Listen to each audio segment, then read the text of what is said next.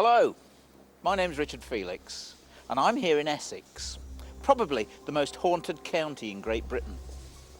When you think that this is the home of Dick Turpin, Matthew Hopkins, the Witchfinder General, and also the witch capital of England, then no wonder this county is so haunted. So why not turn down those lights, settle back, and let me take you on a tour of haunted Essex. You know, there's more things on heaven and earth than we realise. I was sitting here doing the introduction to ESSEX Ghosts, and lo and behold, Robin from Haunted Essex walks by. He knows far more about the ghosts of the Shire Hall than I do.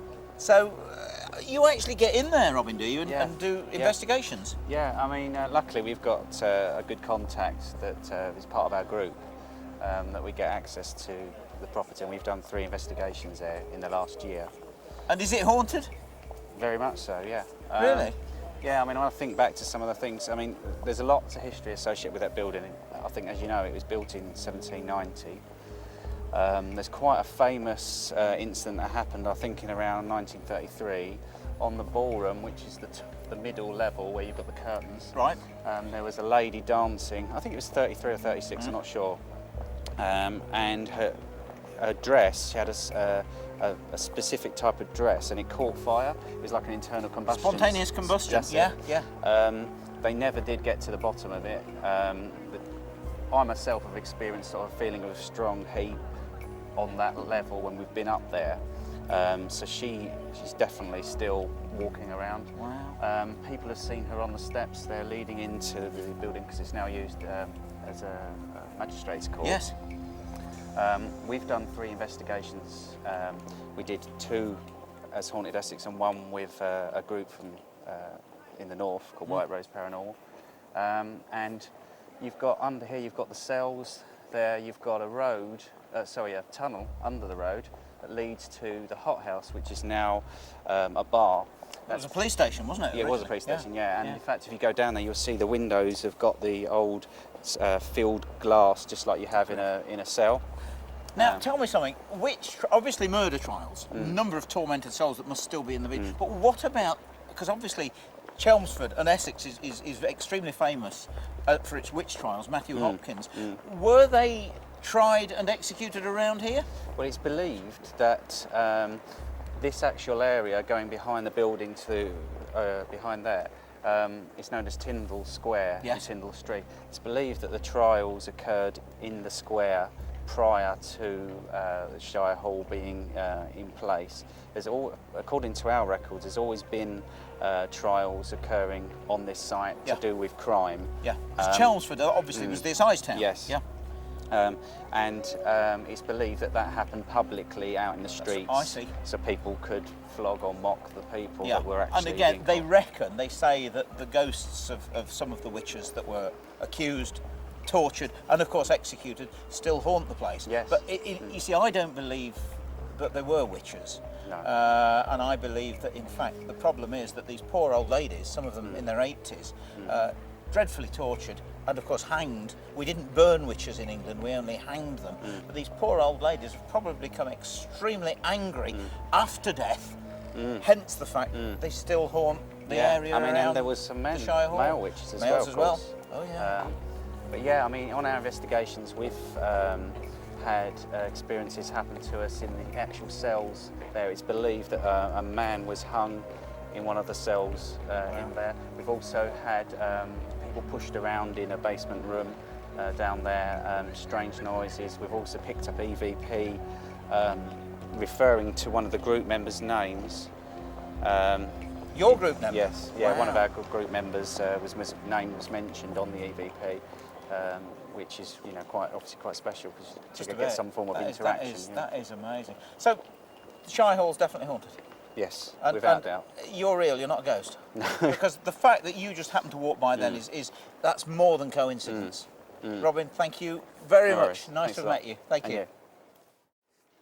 Just next to the Shire Hall is the Saracen's Head Hotel, one of the oldest buildings in the centre of Chelmsford, and an old coaching inn. A terrible tragedy occurred here in 1887 when the Chief Constable of Essex, Major William Henry Points, was driving a pony and trap down High Street. He was accompanied by a Colonel Cobb, who was a government official. As they were coming down the street here, for some reason the horse bolted. Colonel Cobb was thrown out of the vehicle and severely injured. The horse dragged a lady called Mrs. Garmett and her niece, Miss Remnant, along with it, all the way to this archway here underneath the coaching inn. It dragged them inside and only stopped when the horse collided with another pony and trap inside. People rushed out to help them. Colonel Cobb was brought inside, had severe head injuries. Miss Remnant had very, very bad leg injuries. But unfortunately, Mrs. Garmett died an hour later in the yard, even though she had medical attention. Unfortunately, the Chief Constable never got over it, and a year later, he handed in his resignation. The pub has always been haunted. There's the ghost of a lady that wanders around various parts of the building.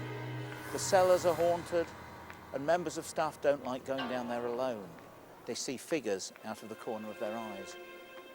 The corridors are also haunted by this lady, and they never knew who she was. I've come along today with this story, and if you like, possibly laid the ghost to rest, because no one knew who it was. I believe that the ghost that still haunts the Saracen's Head to this day is no less than the ghost of that poor old lady who died here in 1887. Now, this is a scoop of a lifetime for me because I'm actually inside Chelmsford Prison.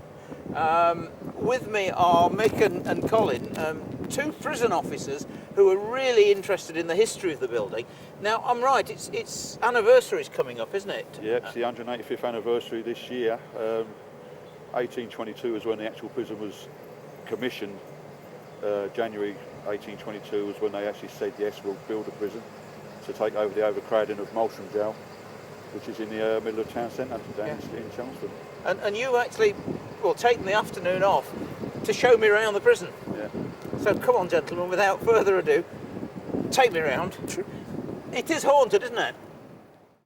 So, Colin, we're actually coming up to your 185th anniversary, aren't we? Yes. So, was there a prison on this site before, or? This originally was the Springfield County Jail, a much smaller prison than it is at the moment. The first brick was laid in 1822, and it was finished in 1828. The buildings we see around us are original 1822 stroke 1820. That building at the back there? That building there, one of the original wards. Wow. This one behind us was the original debtors ward. Yeah. It was originally 3 stories high. It's been cut down over the years to a single story. Later used for the execution shed. I thought so. Yeah, it looks like one, because It I've does. got one at Derby. And behind us we have the original governor's residence. The governor at the time used to live within the prison. It was part of his contract. I see. So It's almost in the centre, I presume? Or? It would have been, this would have been the centre with 7 wings radiating around like the spokes of a wheel. Oh, I see. Right. And is it, come on, is it haunted? There have been several stories about children dancing and giggling and playing ring-a-ring-a-roses within the prison. Right. We would believe these would be the second governor who lived here in 1862. He had 3 children who died. That was his house? That was his house. Right. 2 children died whilst he was still living in this particular house. He later lost a 3rd child at the age of 10, and he lost his wife as well. But that was after they moved to another purpose-built governor's residence outside the main walls. Right. And so, I mean, how did they died of, I presume, disease, was it, in those days? Or? William, he was aged 7. He contracted diphtheria and died 8 days later. He died on the 2nd of August 1862. His sister, Anne, died 13 days after contracting diphtheria. She died on the 15th of August 1862. They moved out while the place was fumigated. Yes. When they moved back in, they'd only been living here for 2 weeks, and they lost their 3rd child, Mary Ann. She was aged 5, but she died of scarlet fever, and she died on the 1st of October 1862. Then, because of the deaths, they moved out to a new quarters. But unfortunately, the tragedy didn't finish there because the wife died at the age of 47. She died only 6 years after the deaths of her children. And then 3 years further on, their other child, aged 10, died in 1871. Good God. So the governor lost everybody? His Everybody. whole family? He carried on living and died at the ripe old age of 80. Wow. But he lost All his alone. entire family. They're buried in the Holy Trinity churchyard, which is adjacent to the prison wall. Good grief. So that may be why they're still around the prison. We've had many sightings of, not sightings, except for one, someone's describing it as seeing a shadow pass across behind them. But the belt has come undone on one of the officers' trousers, and the children were heard to be giggling when this happened. Really? Yes. Wow. So, I mean, does it centre around the governor's house, or are they seen and heard sort of in various They're parts? seen on some of the wings and on the central really? area as well. Yeah. So they are, to be honest with you, the main ghosts, if you like. There have been a number of ghosts over the years. One officer reported being physically thrown out of an empty cell. Wow. But there have been other reports of ghosts over the years. Yeah, and there's a guy apparently that walks around, possibly a prison officer with an old lantern.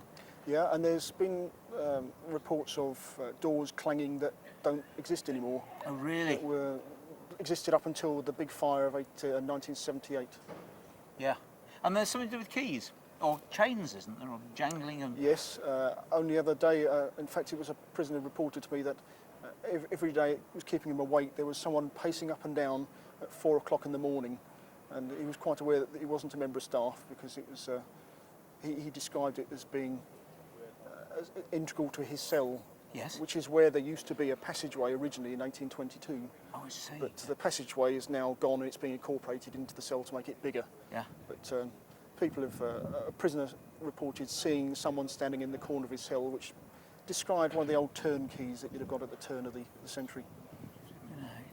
Wow. And of course, behind us here, the old execution shed. And Mick was saying that when he first came, he remembers the beam still being. Yes, and that was removed and was taken away to the National Prison Museum. Really? Yes. And they say that they still see people or someone actually walking I up or down the stairs. I haven't heard of that. But which, of course, you see, those stairs there would have actually been where the doctor and the executioner would, after an hour of the That's body right, hanging, yes. down there, little step ladder, yes. and then pull open the shirt of the deceased and pronounce them dead. And as Mick was saying, that people have actually reported a figure going down the stairs. Yes. So, I'm only aware of some of the ghost stories, not all of yeah. them. But in other words, we are talking of an extremely haunted prison, as I presume most are, to be honest. When you think It's got a lot of history within the walls. Yeah. A lot of history. A lot of death, We've torment. We've had at least 3 sites for executions on top of the old gate, down where our reception is, and, yes. and just behind us here. Yeah. So that's 3 areas of execution that I know of. Yeah, exactly. Plus deaths within the prison as well. Suicides, of course. Suicides, murders. Yeah. Yes. Gosh, no wonder it's haunted. Yes. Colin, that's fantastic. Thank you very much indeed. Welcome. Cheers. This is the 1822 part of the jail, Richard. It's it's now down in the dungeons. Here we go. Listen to that. Cool, blimey.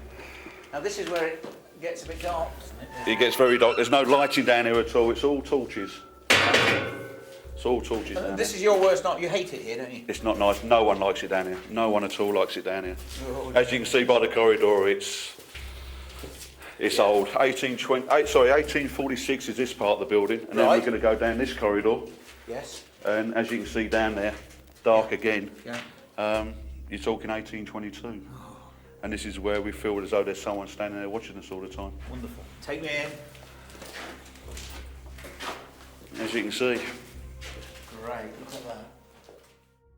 Mick, we're actually underground now, in a cell that, well, as far as I'm concerned, resembles a Victorian condemned cell. I mean, do things happen here? We've had some experiences down here. A majority of the experiences are actually out in the corridors. We're dating back to 1822 for this area of the prison. Right. We are getting experiences of when you walk past the corridors and that you can feel that there's a presence there. You can feel that there's, I think, is an old warder, jailer, you know, watching us constantly. Really? I don't know if it's whether it's going from what we class as the 1845 part of the jail to the 1822 part of the jail, but there is a corridor which separates both, and that's where we have the feelings. That's where a lot of staff are actually feeling. Really? Yeah. But I mean, here, you know, I mean, I believe this could well be a condemned cell. It looks like it. Yeah. Old pictures I've seen. There are pictures of it. I mean, the condemned cells from 1822. We have got 3 areas that we used for executions. 1822 was above the gate lodge, and then we went round to where our new reception area is, and there was an execution pit. This is when they hang them privately, in fact. Privately, yeah. Behind It was the wall. on the gate. It was, you know, for the public view. Yeah. Straight into, you know, down the reception. That was where the pit was, and then it was moved into where our debtors' wing was, which is a 3-storey building, into the end, you know, room. Which, you know, that's where I can remember the gallows being. You know, when I joined the job in 1990. The beam was still there. The beam was still there. It's been removed. It's now in a museum. Good grief. And of course, that was like an execution room with a 12-foot drop underneath it. Yeah. And they went down stairs afterwards to Down the stairs afterwards, took the body out, and whatever that to do with it there. We did have a mortuary that was located in the jail. We don't know the exact position of it, but we know that it was existed because of maps and plans we've got of the jail. We don't know whether that was taken around there or whatever done. We're going back to 1822 again. Of course, and then of course afterwards buried them up against the wall in a lime pit, didn't they? In a lime pit. They was removed in 1953, the bodies, unfortunately, and placed in a churchyard, which we don't know the whereabouts of, but we know it's in London. Really? Really? Yeah. Gosh. But you have actually experienced things through here. We've experienced things. I've actually walked through there, like today. I don't like coming down here, especially at night. Sometimes you have to go down here at night by yourself because there's problems down here. There's just someone there. There's something there. Again, I don't know whether it's to do with the position of the corridor, going from 1846 back in time to 1822, or if there's someone standing there watching me. Really? But again, when you think of the tormented souls that are probably still lingering around here, then there's no wonder that exactly, people experience that. exactly, yeah, that's what it is. Plenty of photographs of old jailers. I mean, we've got images. We know of people walking around a jail. We've got the jailer that we know that walks around with a lantern around the yards doing his patrolling at night. Many officers have seen that. Really? Yeah, and you know, and they'd have to come down here as well. And as you know, with the lanterns, they're all candle lit. They're old style lanterns. Yeah. You won't get any of those these days, No, and that's that. Colin, just show him that picture. I mean, do you have any idea who this is?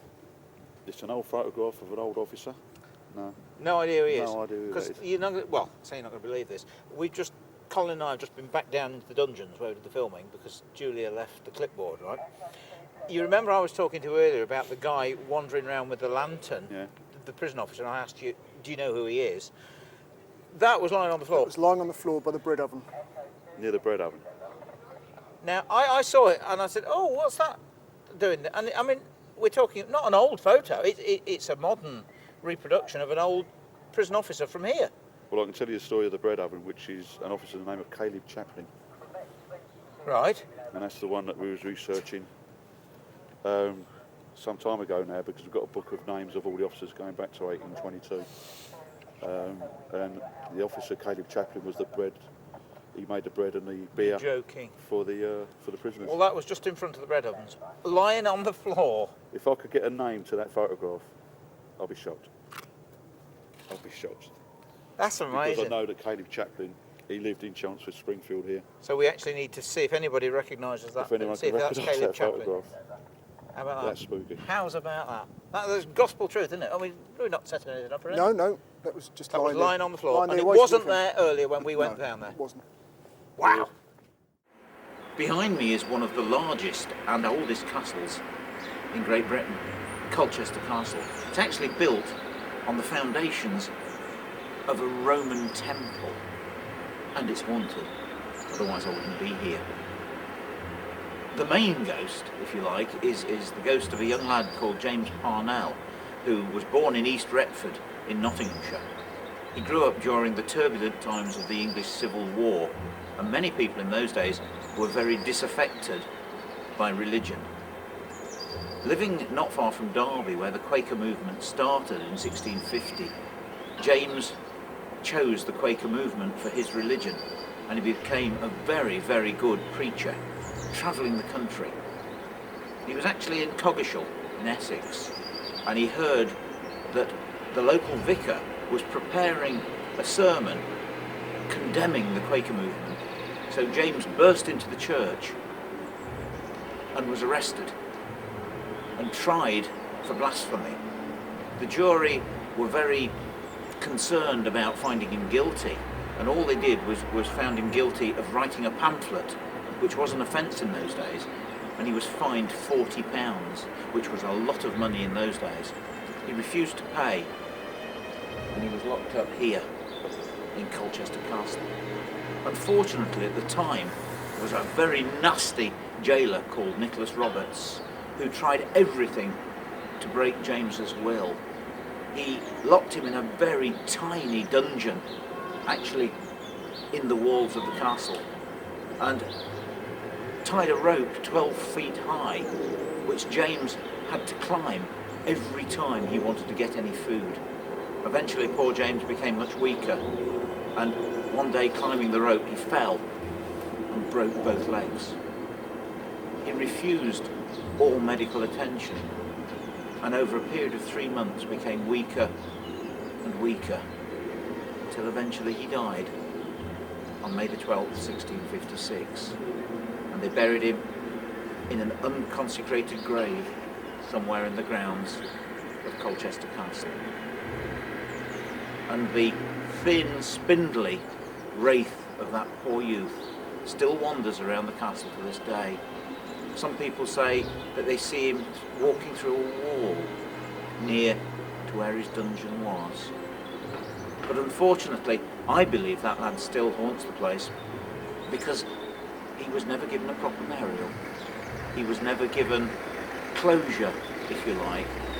And to this day, I believe he's still waiting for the decent burial that he never got. There is another ghost here, the ghost of a cat. Apparently they have somewhere around here the oldest skeleton of a cat in Great Britain.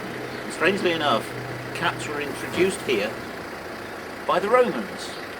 Now, it's strange that you should see the ghost of a cat, because people say, well, animals don't have souls.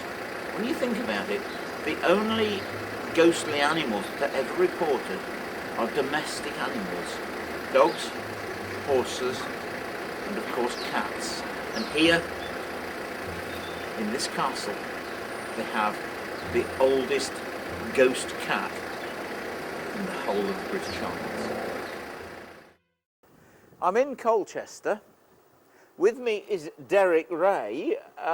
Derek, you very kindly volunteered to come and help me with my quest for ghosts, because you do the ghost walks. I do the ghost tours of Colchester, and I'm very pleased to help you, Richard, because I'd like to be able to tell some people about just what a wonderful haunted town Colchester is. I mean, it is the oldest recorded town in England. It is indeed. And we've got some of the oldest ghosts as well. And you've got something in this building here, which is the Red Lion. Before we go in, just look at this marvellous carving. I just can't believe the place. It's absolutely awesome. An ancient medieval building, 1465. I tell you what, Richard, shall we just pop inside? Oh, shall we just? Because I'm staying here tonight. You are? Oh, yes. Oh. Room number 12. Oh, well, let's go in and have a look. That could be scary there. I know the bar's good. So, right, so let's try that. And there's lots of spirits behind the bar. Ooh, that's just the place to go, a cold night like this. And what do you think of this place, Richard? I just can't believe it. I mean, it's like Lord Mayor of London's type stuff, isn't it? 1465. We're talking medieval, late medieval.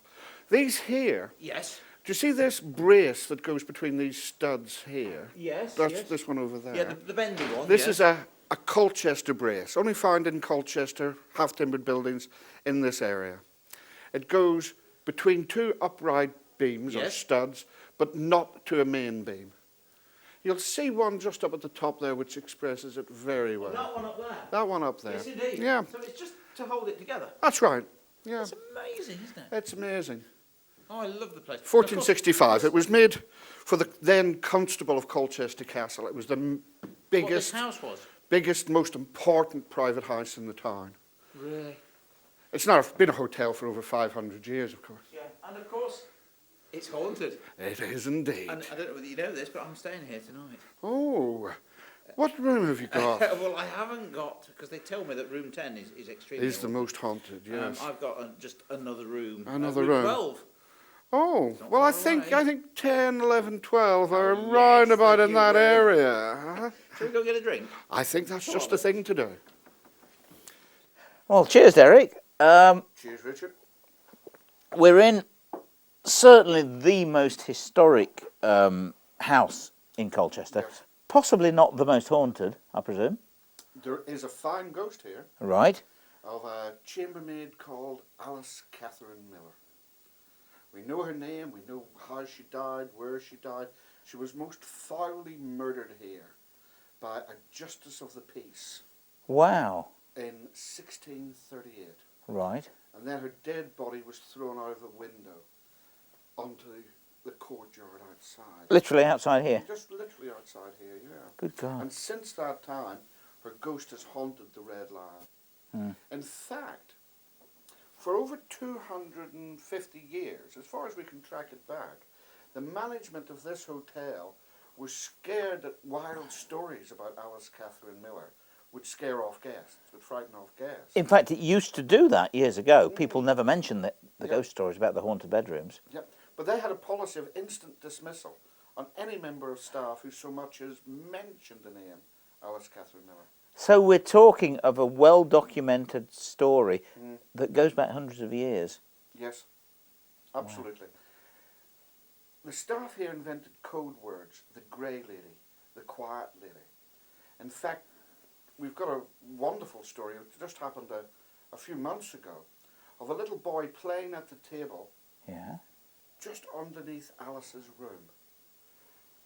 I would wonder if would you like to see that? Oh, would I? Shall we? Yes, please. Come on then. We'll come back for the drinks in a minute. Righty-ho. This way. What do you think of this place, Richard? I can't believe it. It's so medieval. Yep. Look at this. This was the banqueting hall of Sir John Howard. Look at the beams. I mean, it's I know. absolutely amazing. It is incredible. Yeah. And, of course, when it was built, it had one of these newfangled fireplace things in it as well. Look at it. That's original. I believe so. Yeah, look at it.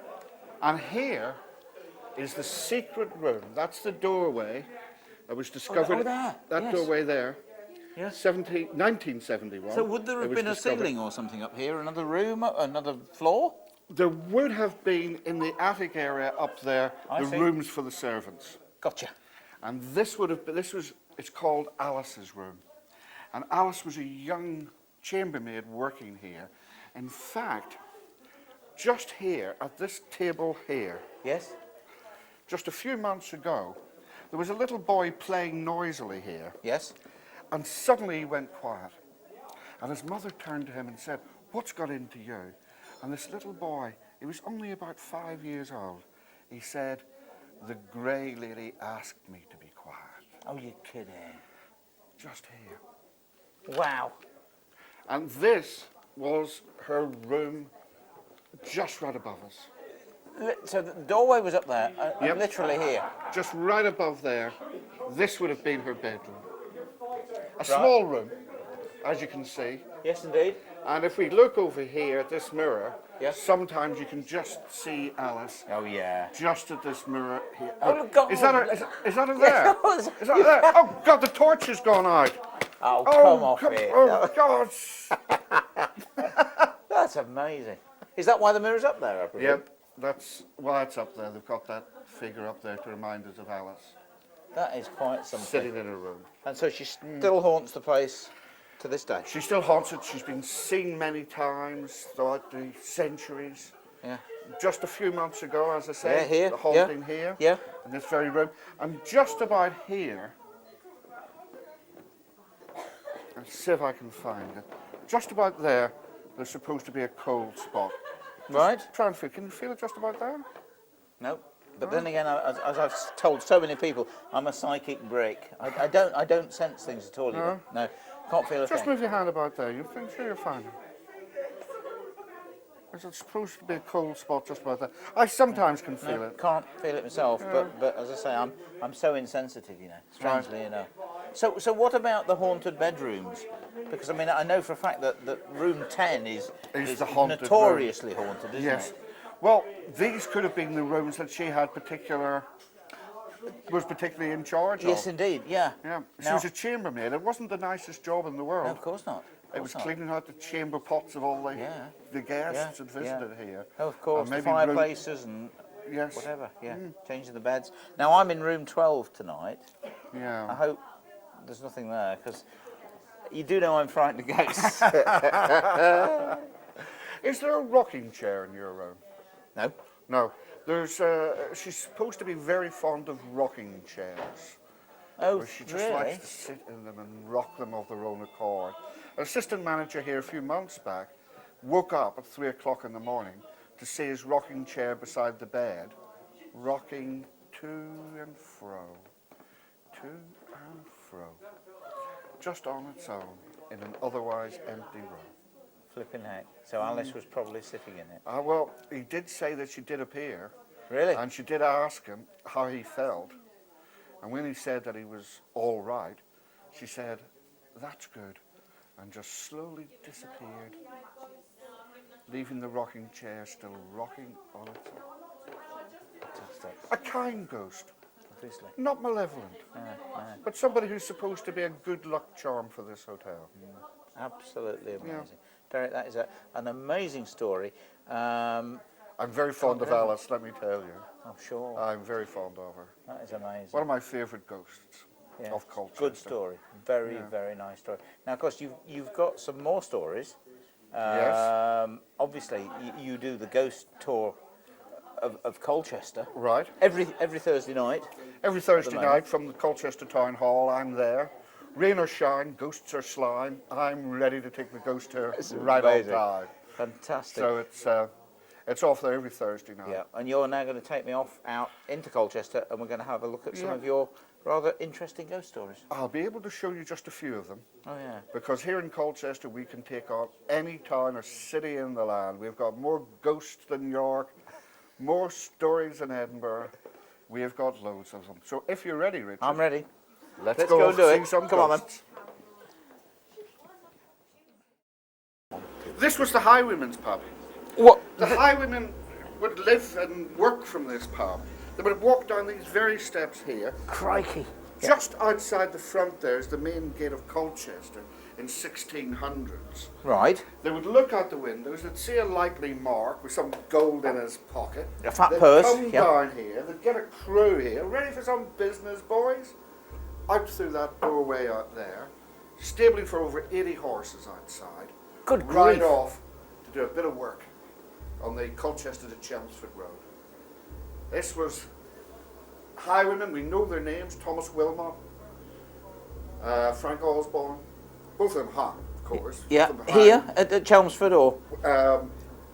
One was hanged in London. Right. So he played centre stage, West End at the Tyburn. Gosh, yeah. Right. The other one, I'm sorry to say, it's a bit sad for a highwayman, but he was hanged at Northampton. Oh dear. I mean, where's No. Northampton? Who cares? Gosh. It's, yes, they 1600s down those very stairs, Oh, that's looking amazing. around for a crew in this very room. That's excellent. And how haunted is the place? It's haunted. You're now in, Richard, at the scene of the most powerful manifestation in Colchester. Oh my. Here, the most recent manifestation in Colchester. The landlord and landlady, Jeff and Bev, they see, or rather what they say is they feel her presence all the time. They say it's like half a dozen children running wild throughout the building. And it's funny they should say that, because that's exactly what people throughout the centuries have said.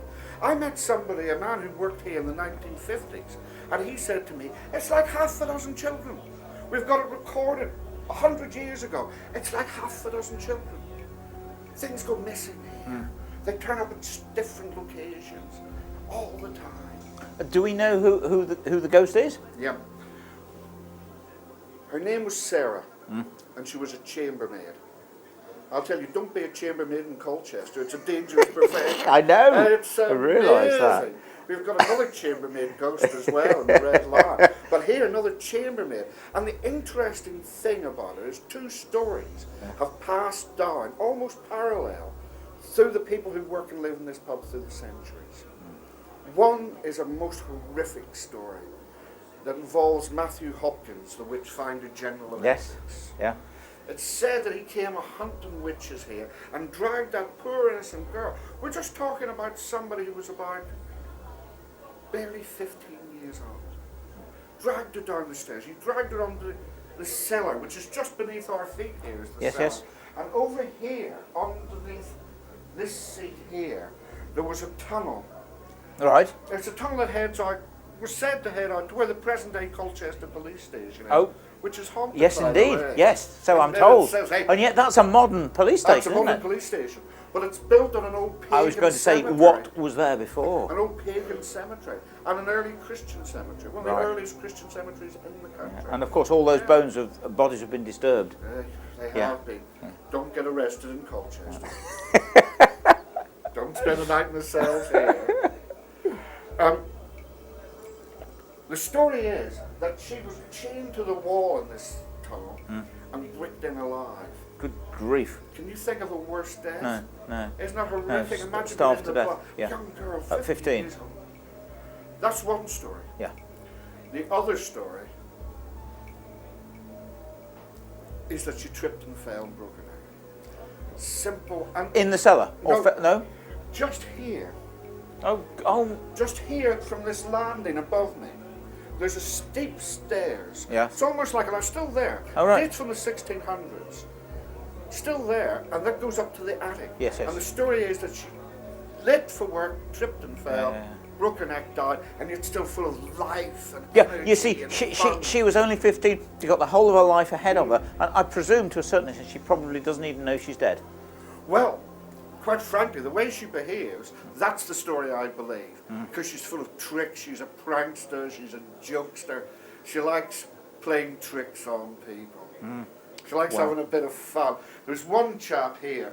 When Jeff and Beth, they get on fine with her. That's excellent. Yeah, yeah. They They say- live with her. They live with her. People do live with their ghosts. They say that she's got as much right to be here, Yeah. if not a more right than themselves to be here. But last summer, they put a friend of theirs in charge of the pub when they were on holiday.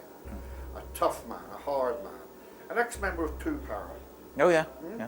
But what I say is Two Para or not Two Para. He met his match when he met Sarah because she took an instant dislike to him.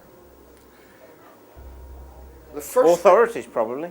Soldier? could be that. Maybe she'd have had time with a soldier in Yeah, Colchester. yeah. She wouldn't be the first girl that had that happen to her. It was, they had in the 17th century where the Colchester soldiers wore bright red tunics. Yes, indeed, yeah. The girls were said to catch scarlet fever. Love it. Now that we've got Two Para in here, they catch paranoia. Listen, Derek, I just have to turn to the camera and say, I think I've met my match. Because I think I've found someone that can talk about ghosts as much as me. Derek, you're fantastic. We've got other stories to tell, other places to go. So, and I must say that the beer here is also excellent. Yeah. So I think what we need to do now is to drink up and go to the next location. Excellent. Let's do that. Cheers. And of course, Richard, have a look here. What are we in? We're in one of the last existing 1450 lanes in this country. Absolutely amazing. Look at these higgledy-piggledy roofs. I know, it's awesome. Going up to the house above the gate. Yes. Now, that gate was built in 81,000. And the house above it would have been a shoemaker's shop. Because we know that the Shoemakers Guild were in charge of all the gates of Colchester. They lived there rent-free. I did not know that, no. Yeah, that's why I can put my hand on my heart and say with all honesty, the defences of Colchester were in the hands of a load of old cobblers. Oh, I say, that is And here I've got an interesting thing to show you. Yeah, what about ghosts? Well, down here, in this area around here, we have got 5 different first floor ghost stories. We've got none on the ground floor, not one, but 5 different first floor ghost stories. You mean in the shops, houses around here? Let me just, shall I take you through them? Yes, please. There, in that window there, Yeah. Hello. Yeah. the ghost of a woman called Madge. Right. More than that, I don't know. No, but she's seen still- by members still of looking- staff that work there, I Still presume. looking out the window. People walk past, see her looking out of the window. Just that window there. Oh my gosh. In there, which was the shoemaker's shop, That one at the top. that one there, Yes, that indeed. one, that With the light one on. there. Yes. Seen looking out of that window, a man who holds in one hand a shoemaker's hammer, and in his other hand he holds a shoemaker's last, and he wears a shoemaker's leather apron. Some people have thought that he might be a shoemaker. What do you think? That's possible. But you know how people jump to conclusions. So I think. Absolutely. But, I mean, so we don't know why he's there. Nobody knows. Shoemaker shop, ghost of a shoemaker, that's all we know. Seen leering out of the window. Amazing. Across here, that's 2. Yeah. Across here in the Sheergate Hotel, Yes. what you're looking at there is a Victorian facade. Right. But inside there is one of the most ancient buildings in Colchester town. Are you kidding? That dates from 1300 inside. That building itself. That's right, that's just a facade that you see. Wow. And in that window there, Middle window. Yes. the middle window, the ghost of a royalist soldier from the English Civil War who hanged himself over the love of a fair maiden. Oh, I say. Oh, those ladies, they do it to us all the time, Yes, too Rich. right. They do it to us all the time. Did Colchester feature much in the English Civil We had War? a Was it under major siege, we had or- a major siege here in Was 1648. it a royalist town? It was a Cromwellian town. It was Right. a part. Oh, Yeah, we right. hated the royalists here. Really? Oh, we would have snuck up behind them and tripped them up and Yeah. laughed. We hated the royalists Probably here. what happened to him. Well, that lady just must have really hurt him. You know, Yeah. they can Well, be I so know. cruel sometimes. And what about? I mean, because it's a hotel. It's a hotel now. I mean, do people report seeing a figure inside Yep, the? they do. They hear the Really? creaking of the rope, and some people have said that they've seen his boots shifting in the air, sometimes pointing north, sometimes pointing south, and the rope that he hanged himself with creaking. Gosh. It's really good. Oh yeah. I like it. That's amazing. Very Yeah. good. Here, Yes. here, This is the. it's Brewer's now the Arms. Brewer's Arms, but it used to be, in the time of this story, 1822, Yes. was known as Nutshell Hall. Right. Isn't that a lovely name for a Amazing, place? isn't it? Lovely. Yeah. And the ghost of a woman looking out of that window. In fact, I've got a photograph of the face of that woman. One of the people on my tour took a photograph. You have an actual Yes, picture I taken have. by a group That's right. on a ghost walk. That's right. Wow. And she's seen looking out of that Middle pane, window, that pane just there in the window. Again, don't know anything about her, or We do know quite a bit about her. Hmm? What people say is that she's got a strange smile on her face, an enigmatic smile, like the Mona Lisa has. oh yeah. That's Colchester's Mona Lisa. Wow. And 1822, the owner of Nutshell Hall died. Yeah. He left everything, not to his wife, but to his best barmaid. Oh my gosh. Right? I wonder why. Yeah. And there was a proviso in the will, there was a codicil in the will, that his wife was never ever to be allowed back on the premises. Oh my goodness. Well, I think wife. that's his wife back on the I think premises she's come there. back. Right? You're right. Because I know that enigmatic smile those women have. That's Yeah. when they Beat put 'em that, in the end. they put that smile on their face when they're thinking this thought. In your dreams, pal. Keep me out of my house. Absolutely. More? Yep, there, Oh, our God. 5th one here. Oh, look, it's snowing, isn't that Oh, lovely? it's wonderful. Yes, Yeah, indeed. so you can see the This is snow. the vodka bar. Yeah, Greenland's vodka bar. Yeah. On the first floor there Yes. of this beautiful building, Yes. a woman who walks along, Yeah. but the floor itself cuts through her legs above the knees. She's seen gliding across the floor like that. People say that her gowns swirl around her. She glides across the floor. Totally legless. Yep. Greenland's vodka bar, where even the spirits are made legless.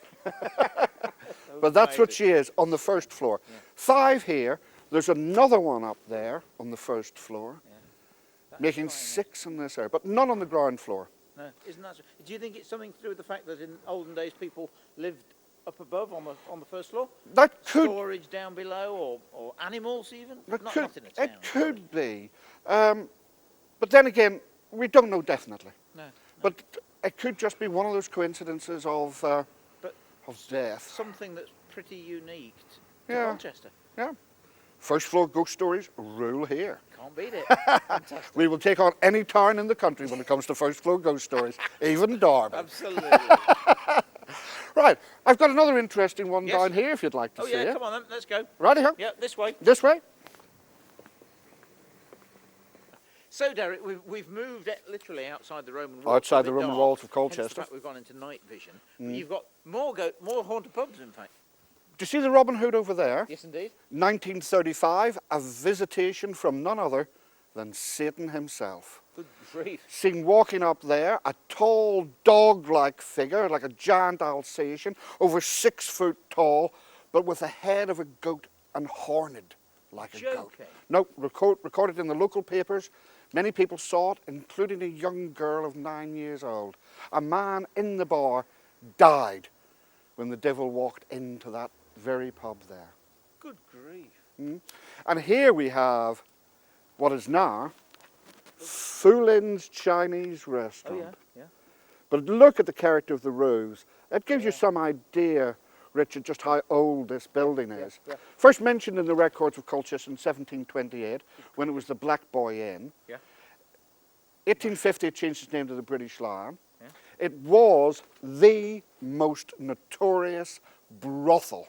And Right. where we're now standing, which was the Colchester Red Light Oh District. really? Just here. Home of stews, bawdy houses, brothels and bordellos. Wow. If only you had a time machine when you need one. Oh yes, absolutely. And the ghost that haunts this place Yes. is known as His Nibs, Right.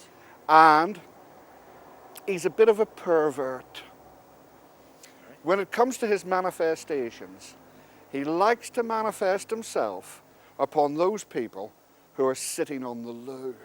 Oh, now listen, it's funny you should say that because, you know, although people don't talk about them, I'm a great believer in toilet ghosts. There are Toilet more ghosts. than people realise. Yeah.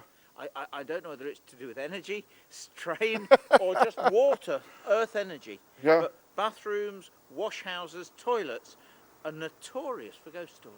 Yes, we have another one here, and some people have talked about a lingering presence in the air.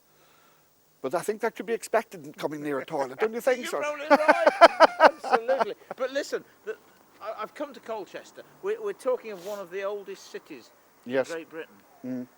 And we're standing right by. I can't Look leave at these this Roman place walls. Yes. without coming here and just touching the Roman wall at Colchester. That's right. I mean, this is pretty old, isn't it? AD 68. That's very early. Yep. Older than the walls of Rome itself. Oh, I can't believe it. Yes. That is quite It's here. What you're looking at there, that would have been an old scaffolding Yeah, hole. the hole, you see. Yep. Wow. A beam would have come out of there, Yeah. and then they would have built the scaffolding up above it. This is for building it, or For building it, yes. wow. And then that would have all been covered up. The beam was then sawed off, Yeah, yeah. flush with that, and then on top of it would have been stone, and it was all whitewashed. Yeah. It must have been a brilliant sight to approach oh this on a gosh, yeah. sunny morning. Yeah. It must have been absolutely astounding. What about ghosts of Roman soldiers? I mean, come on, this place was sacked by Boudica. Yes. Yes. Mass destruction. Yes. Thousands of Romans Yes. and Romano-British people killed here. Killed here, burnt to death. Yeah. Yep. Any stories? There are a few, but not as many as you expect. I'm so surprised. Yeah, because a number of the Roman buildings have been destroyed. There's Yes, very of little course. Roman remains. Yeah. We have got a pub, and in its cellar has seen a Roman ghost. Oh, And right, that pub is on the side of an old Roman garrison. For the people yeah. who used to patrol these walls, that's where the garrison was. Yeah. And there's a ghost in there, but outside of that, not many. Really? There are a few, though, Yeah. but they're difficult to find. But I think we'll find a few. Right. We better go and have a look. We'd better go and have a look. Come on then. This way, please. This is one of the most unusual haunted sites that I've ever visited. I'm actually standing in what's left of Langenhoe churchyard, and at the back of me no longer here, was Langenhoe Church. Reputedly one of the most haunted churches in the whole of the British Isles. Why churches should be haunted, I'm not sure, but you must remember that most Christian churches were situated on old pagan sites, usually areas of earth energy, so there may be something to do with that. But this started in earnest in 1937 when a new vicar took over here, the Reverend Ernest Merriweather. He was a typical Church of England vicar, but not long after he took over here, things started to happen in the churchyard, and especially in the church. A figure of a woman was reported being seen in the churchyard, flitting around the gravestones, always stopping and stooping and as if reading the gravestones. Poltergeist activity started inside the church. Small things at first, things disappearing and reappearing, flowers that have been put in the church being lifted up and strewn about the place. The door of the church banging.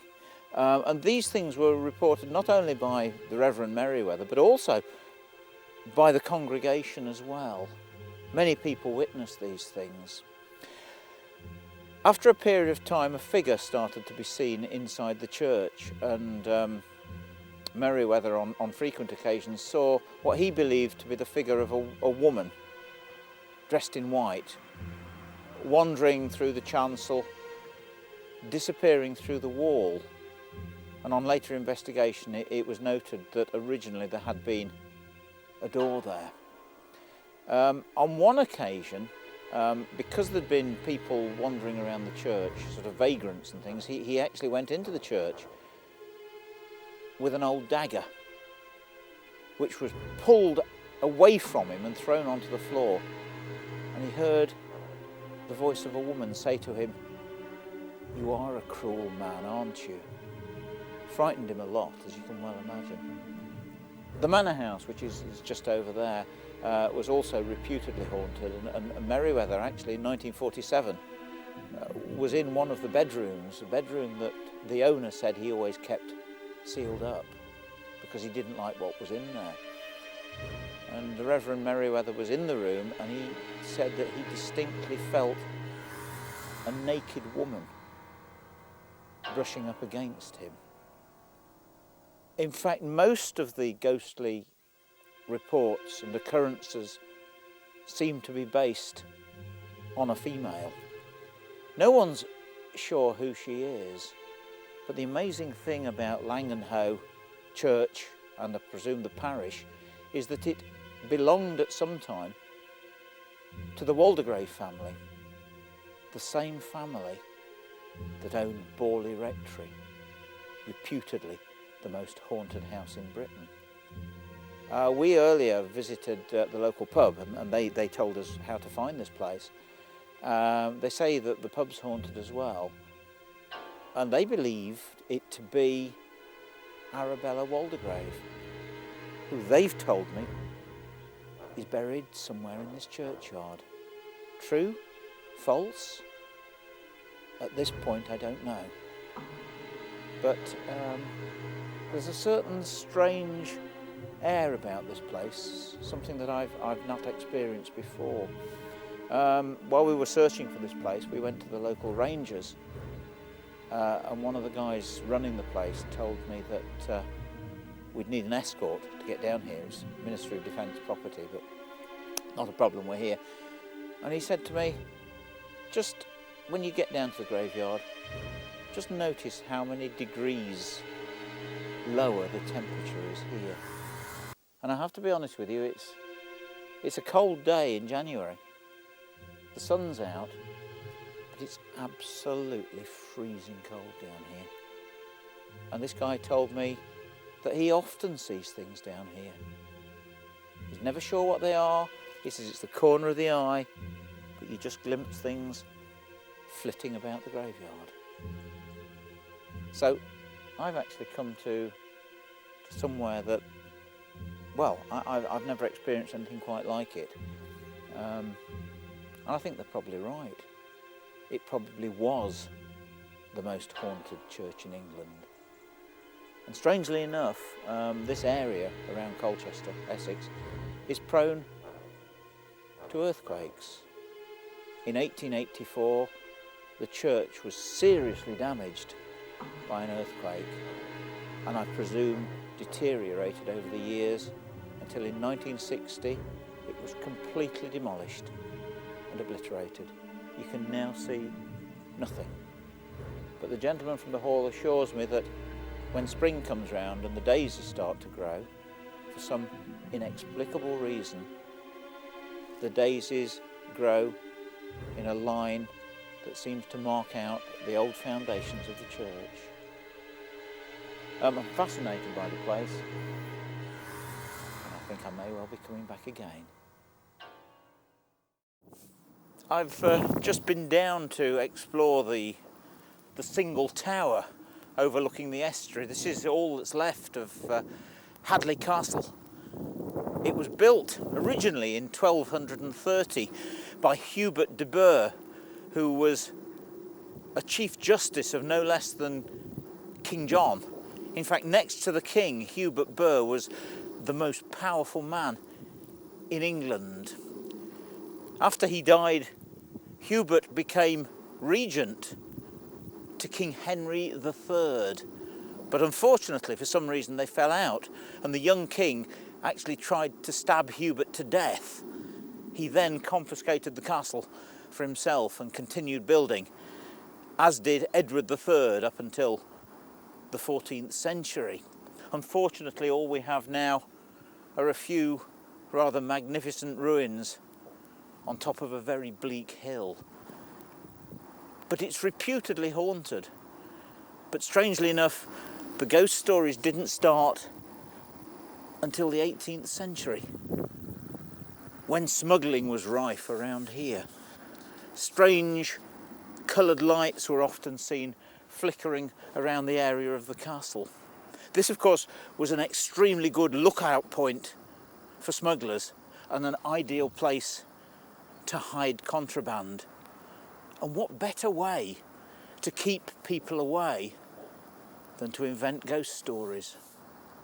Two of those stories, one of a white lady and another of a black man, were spread around the county.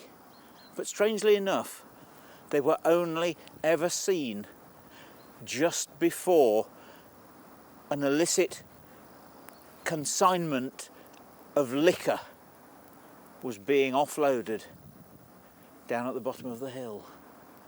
But strangely enough, people walking their dogs, people visiting this wonderful English heritage site, still say that they see a strange figure, the figure of a white lady that still wanders around the place.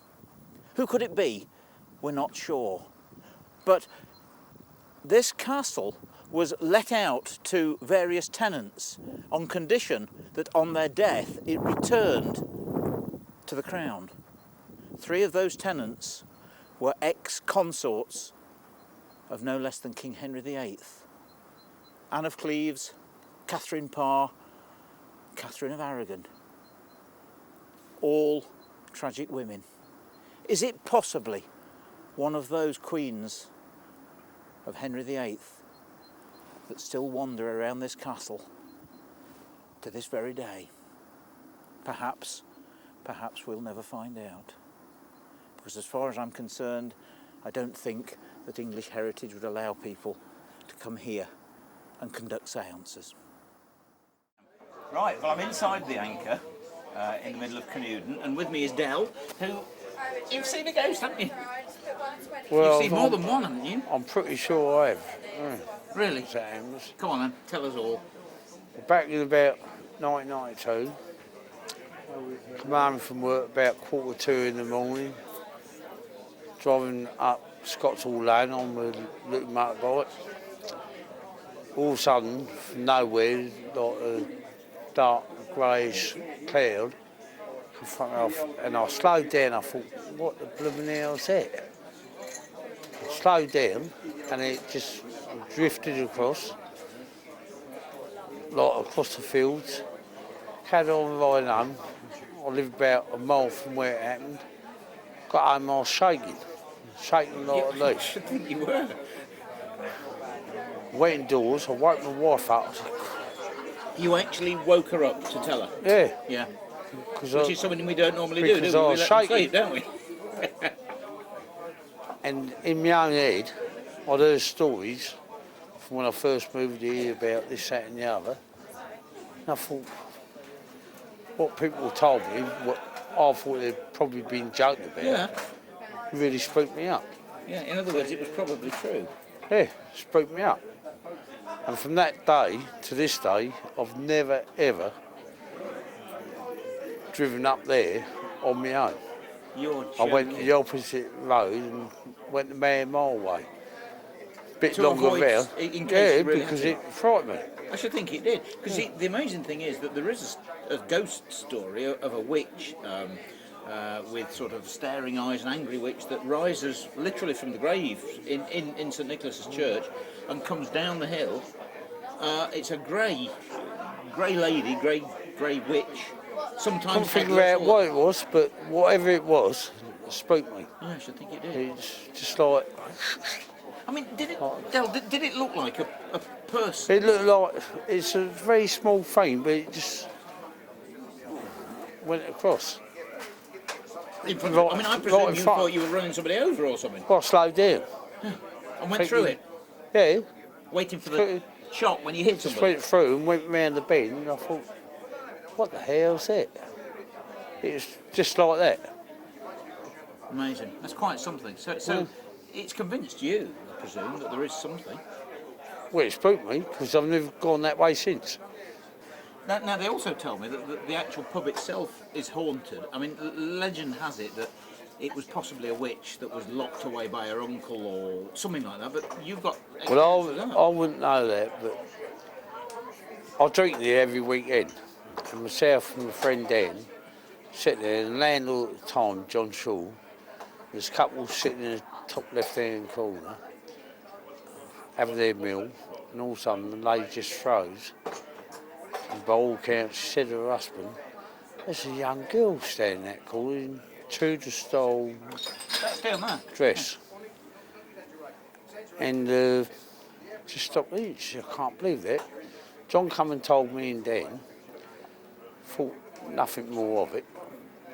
And then about a fortnight later, it's a young couple in the village, and the girl's mother was from Germany and her father. They'd been over on holiday, and they sat the opposite side, about 2 tables down, Same place. and basically it's the same scenario. The woman stopped me and said, see that girl in the corner, she's all in Tudor style. And John come down, he said, I can't believe what's happening here, he said. He said, it's putting people off, Yeah. ain't it? Because they're all seeing this girl with a, they describe it with a white stuff and Yeah. the old Tudor stuff. Like a with sort a of frilly wicker-work mock-up thing, and- but they see her standing in that top left-hand corner. Well, the position we normally drink in, we just look up. Not that we see it ourselves, but they seen it. And to get that within a fortnight Oh yeah. seemed uncanny. You I know what agree I with mean? you. Yeah. You know, I mean, it's- you could understand if it was sort of the same day or someone had heard someone else talking. but in it's the a bar, fortnight. It's Saturday fortnight, and it's on a Sunday. And one of these people actually had come over from Germany. Well, a couple, yeah, they're visiting their son and daughter-in-law. So they wouldn't have known anything about what happened the fortnight before. No. And to me, it just seemed uncanny, I thought. Yeah.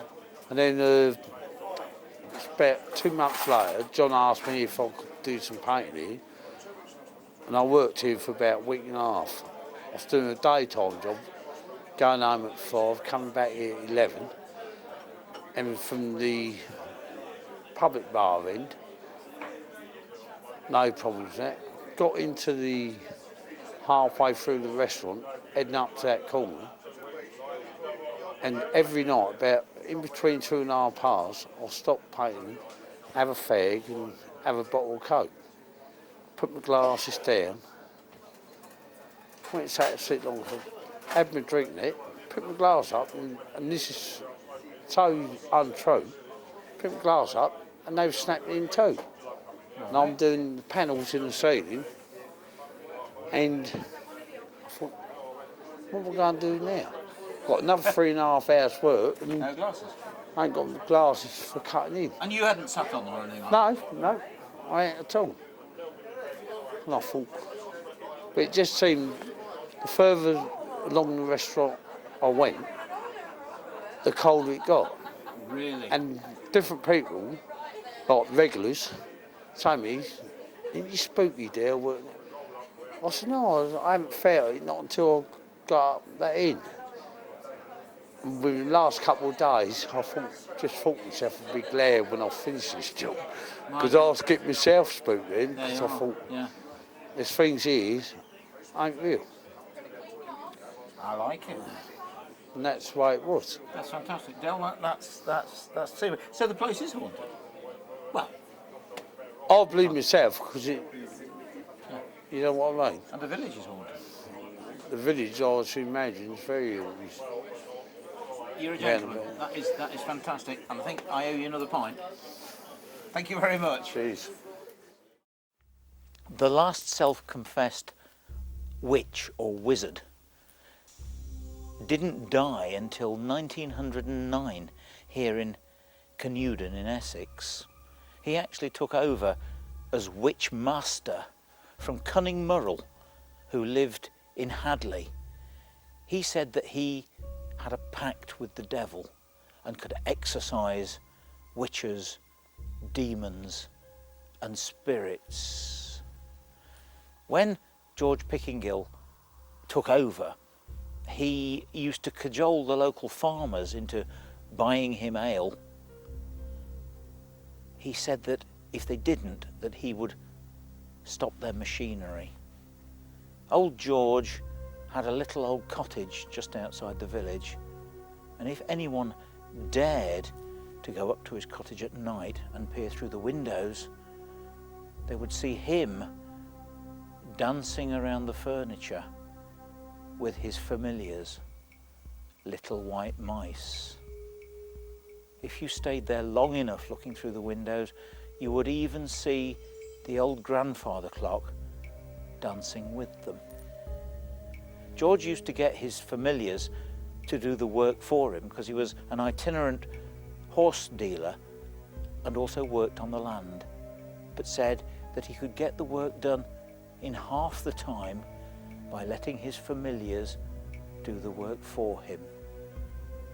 George lived to the age of 105 and one day was walking past the churchyard here.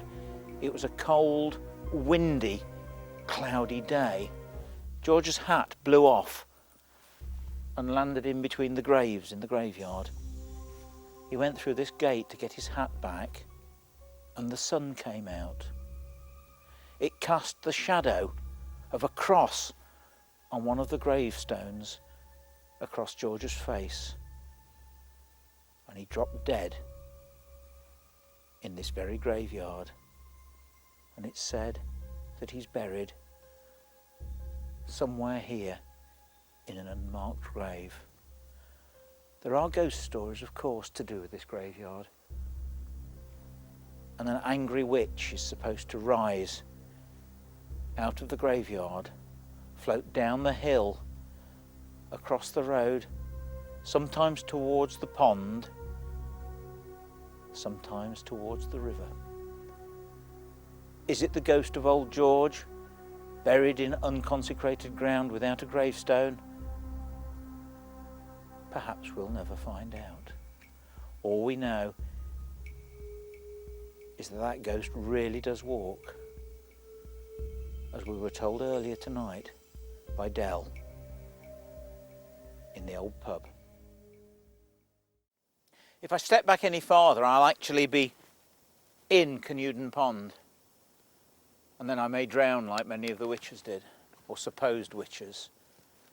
This could be a pond in Huntingdonshire, or in Norfolk, or in Suffolk. This one, of course, at Canewden in Essex, is haunted. It's haunted by the ghost of an angry witch that rises from one of the graves in unconsecrated ground in St Nicholas's Church.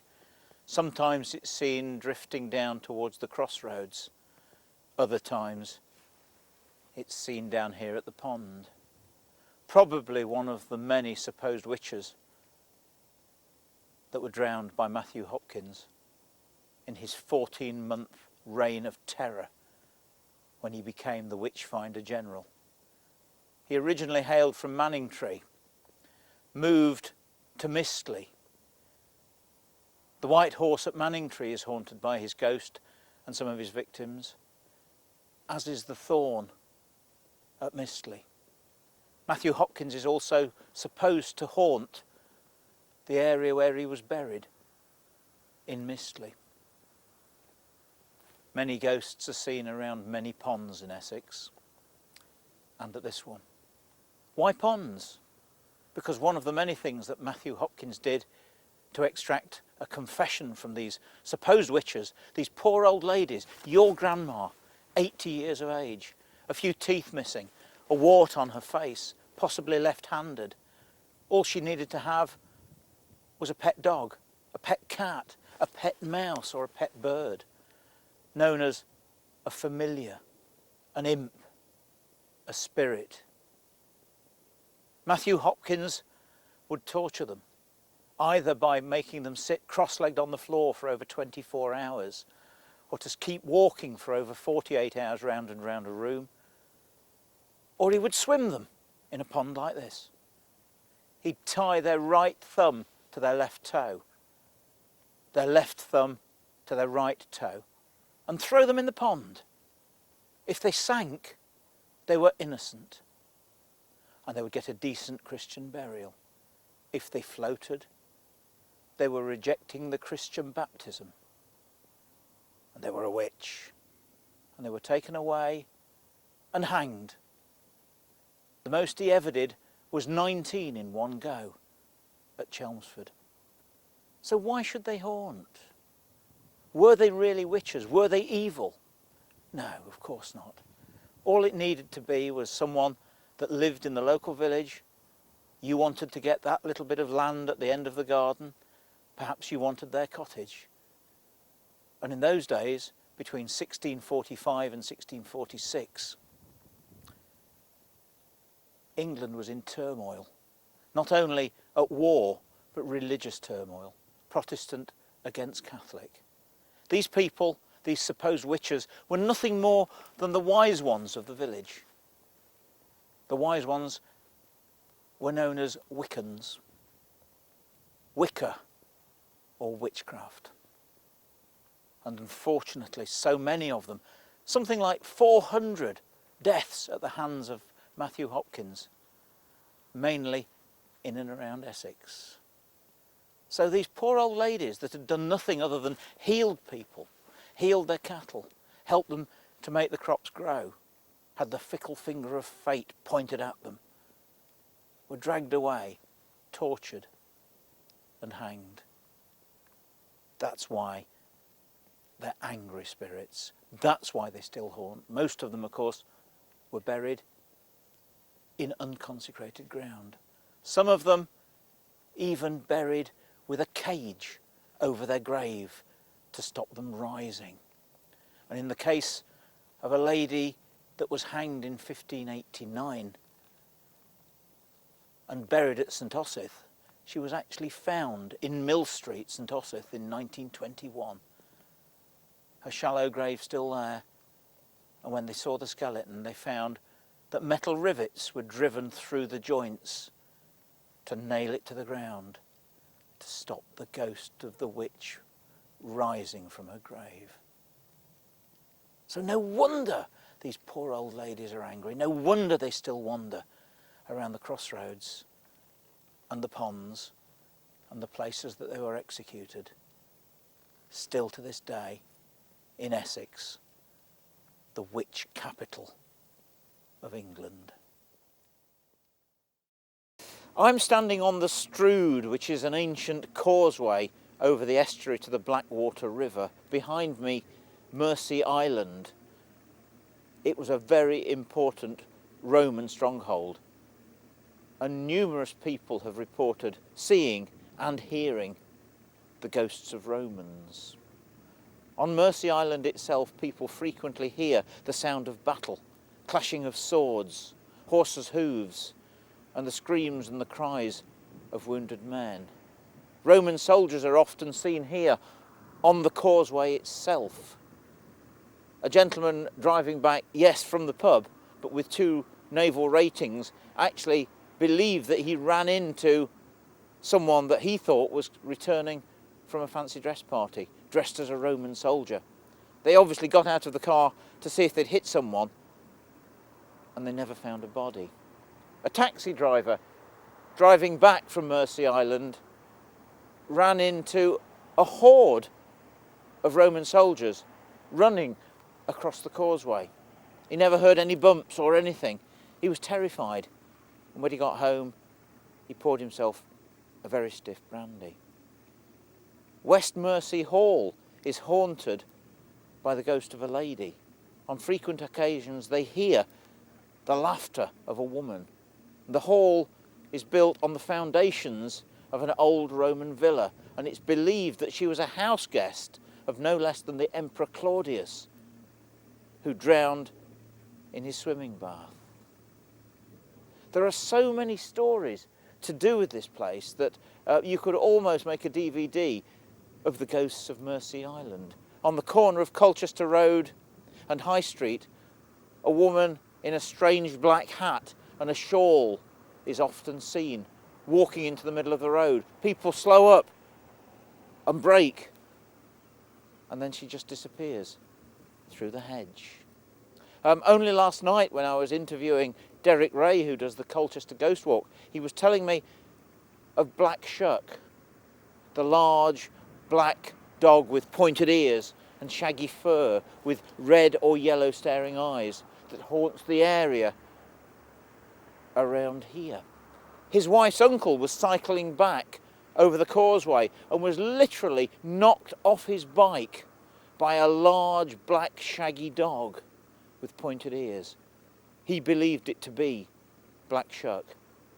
These legendary dogs are seen all over the country. They're known as Padfoot, Barguest, Skriker, and here in Essex, Black Shuck.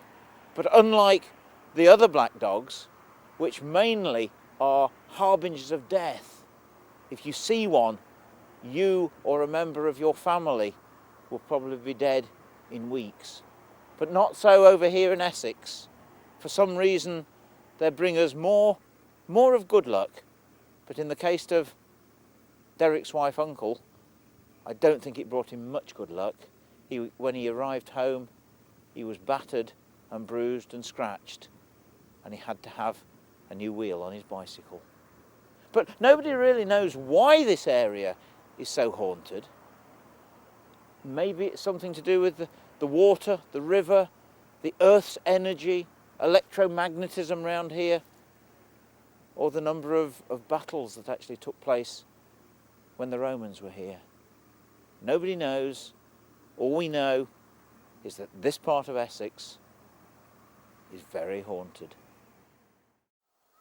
This place has taken some finding, but I'm actually in the ruins of Virley Church. It's quite famous.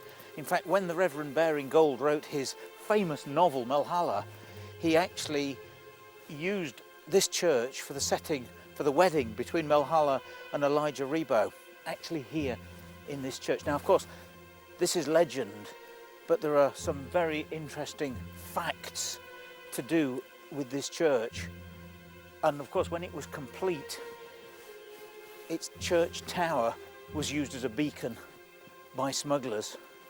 Not only that, but on Sundays, the congregation was always swelled by the number of smugglers that actually took part.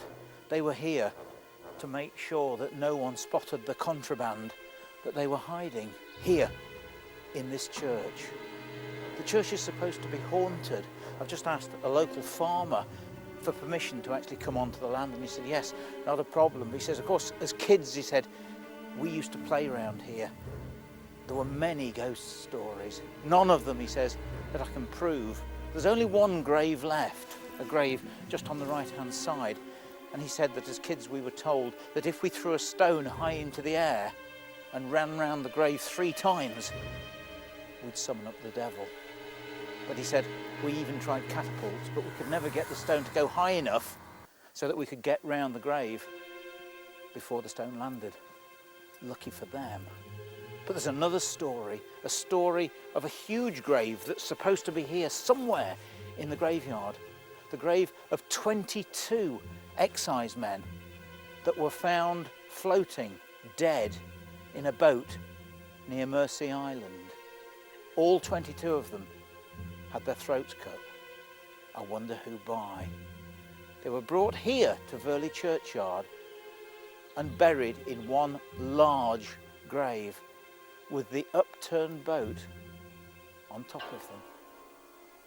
Legend has it that their ghosts are seen trooping along the footpath away from the graveyard. True? False? I don't know. But you must remember that what's the best way to stop inquisitive children and villagers from coming near the church in dead of night and finding the contraband? Make up a ghost story. Well, you know me, I'm game for anything. I'm standing by the grave. I've got a stone.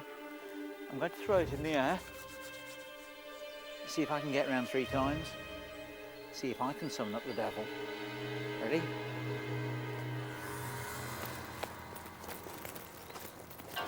No, you can't do it.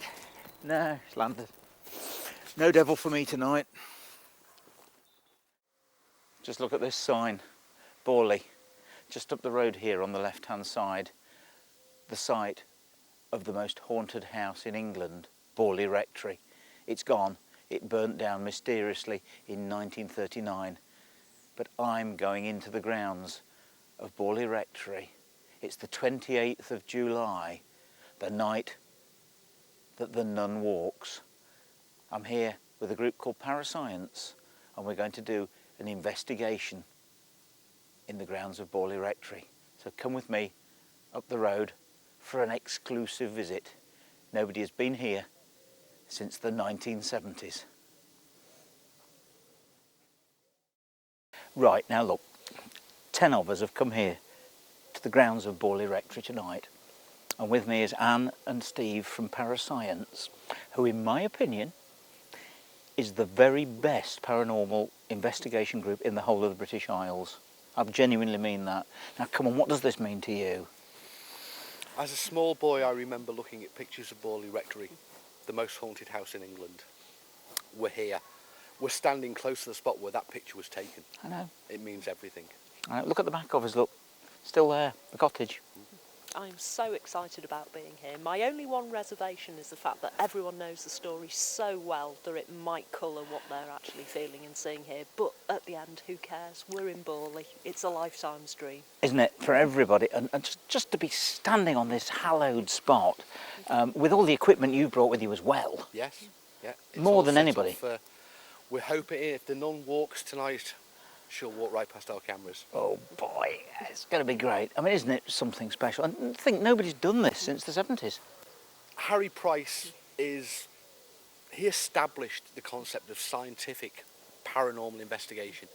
He was the first to take cameras, to take thermometers into haunted locations. This was his landmark case. Yeah. We're here too. Yeah. We're paying homage to Harry. We're the scientific investigators of the 21st century, but we owe a lot of this to Harry Price. Yeah, of course, of course. And how do you feel? Because, I mean, he is a bit of a hero to you, to say the least. It's the 28th of July. It is the 28th of July. How many times was Harry standing probably on this spot? At least 3. Wow. At least 3 times. And now you're here in his place.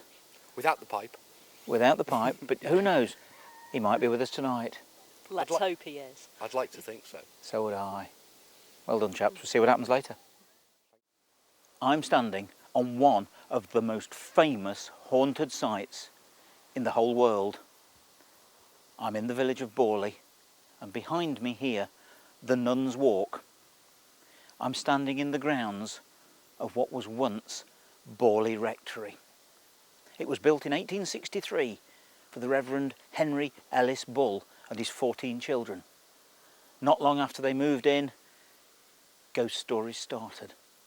Legend has it that on the site of Borley Rectory was once a monastery. 7 miles up the road, at a place called Burrs, was a nunnery. A nun is supposed to have eloped with a monk in a coach and horses from here. They were captured.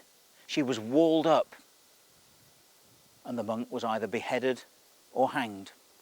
True or false, I don't know. But ever since, there have been ghost stories about this place. On frequent occasions, a ghostly nun has been seen wandering along this wall here, known to this day as the Nuns' Walk. At the back of me here, a hidden stream. The first real sighting by the Bull sisters, 2 of them, sitting in the grounds on, guess what, July the 28th, 1900. Tonight, I'm standing here on the same spot. It's July the 28th. We have parascience with us. We have all sorts of paranormal equipment.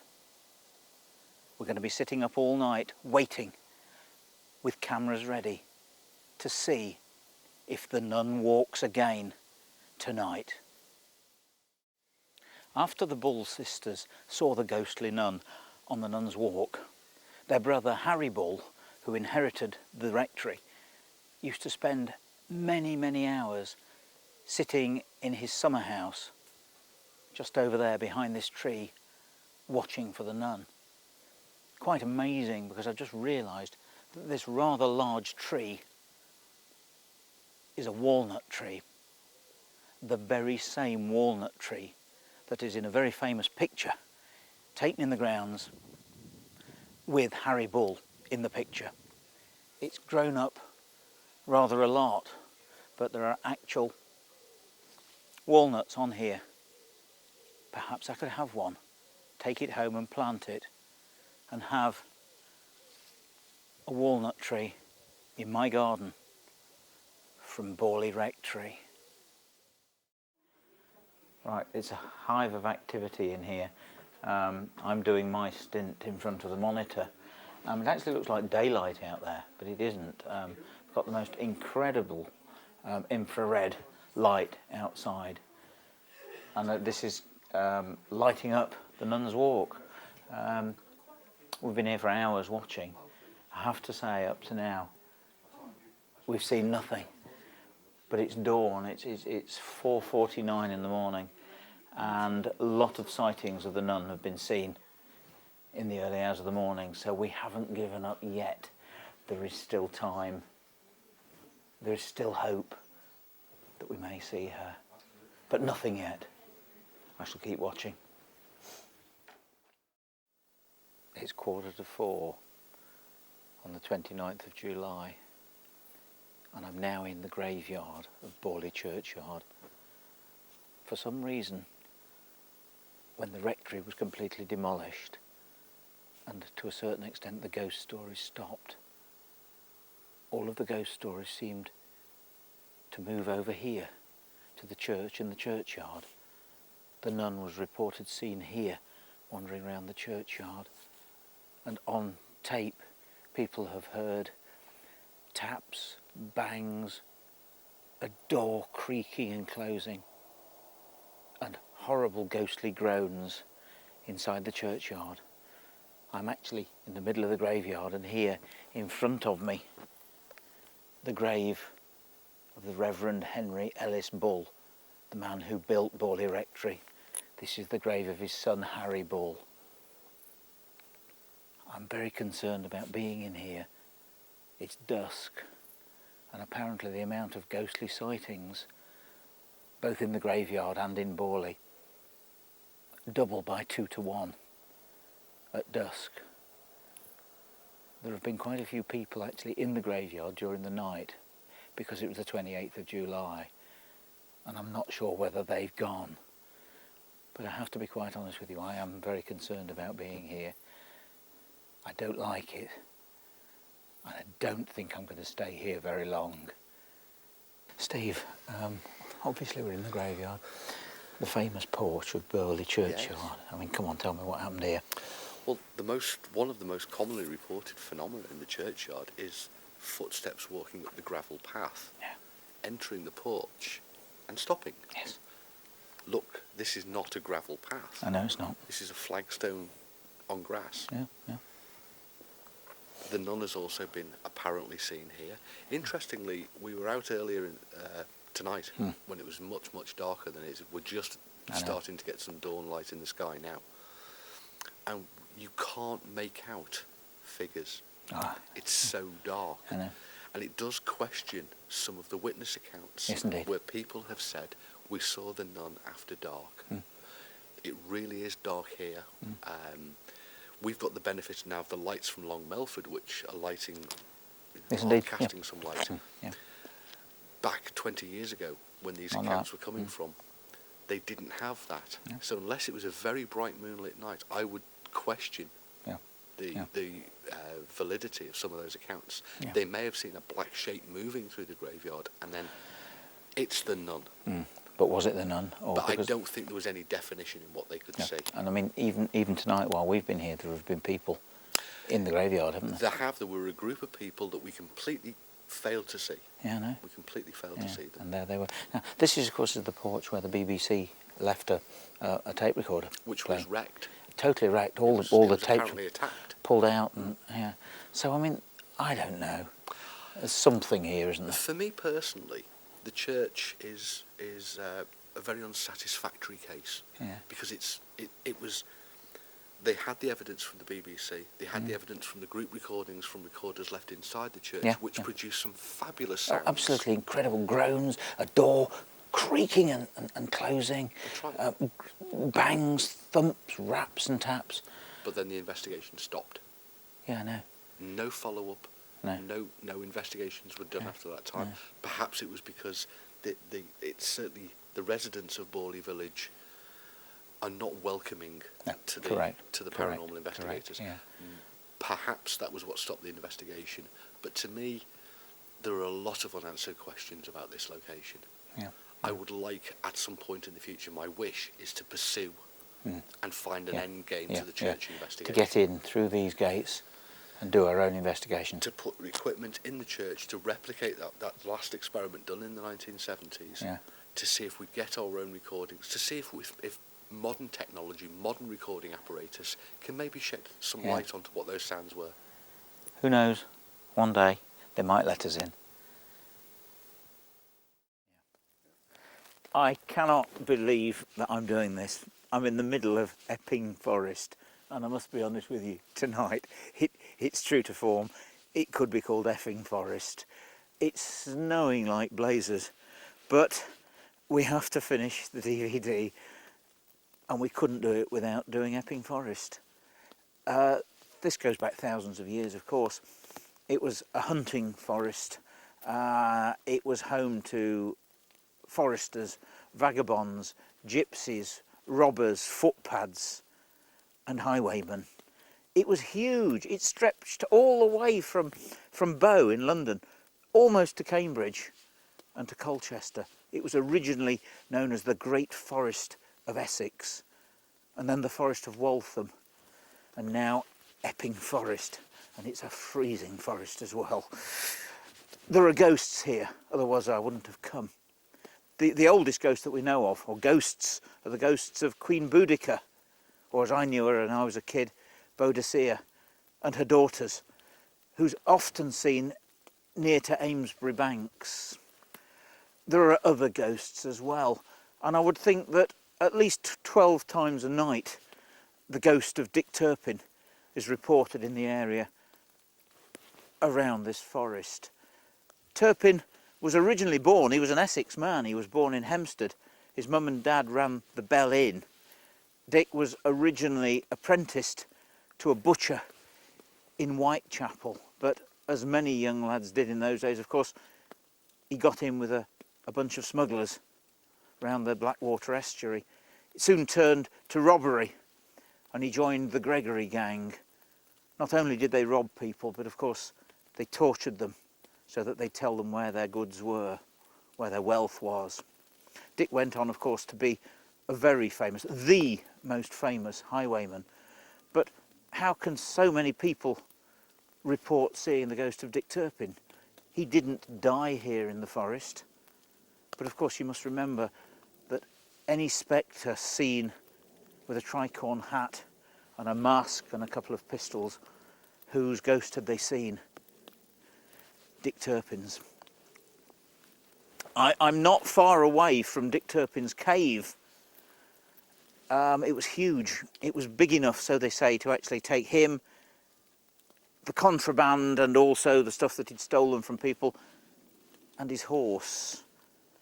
And in 1739, Dick was discovered by a guy called Tom Morris, who actually found him at the cave.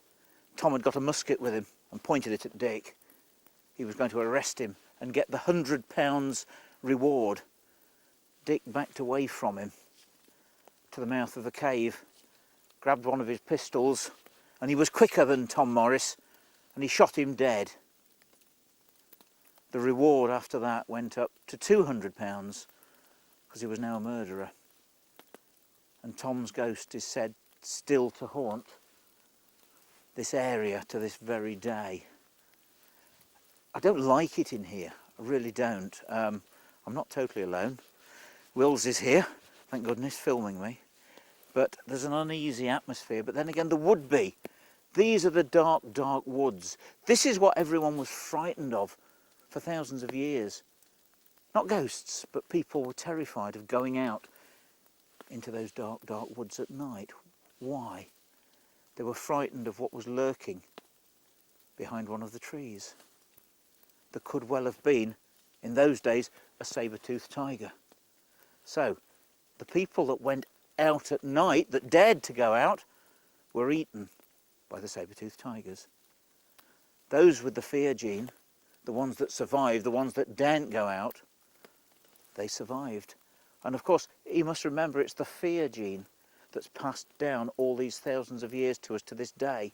That fear gene that kept us alive. There's a tree just over here. I'm just going to check to see if there's anything lurking behind it, like a saber-toothed tiger. But no, there isn't, thank goodness. One other interesting story, a gentleman in the woods, the Reverend Dr. Gold, was actually, I presume, taking a shortcut through here. He was accosted by a footpad, a robber. The Reverend put his trust in the Almighty, walked towards the footpad singing, "Guide me, O thou great Jehovah." It struck terror into the footpad, who fled and was never seen again. And the doctor carried on to his destination safe. It's, I think, definitely time for us to leave. The snow's getting worse. It's getting darker. And I don't want to stay in the dark, dark woods at night. So I'm going to beat a hasty retreat out of the woods.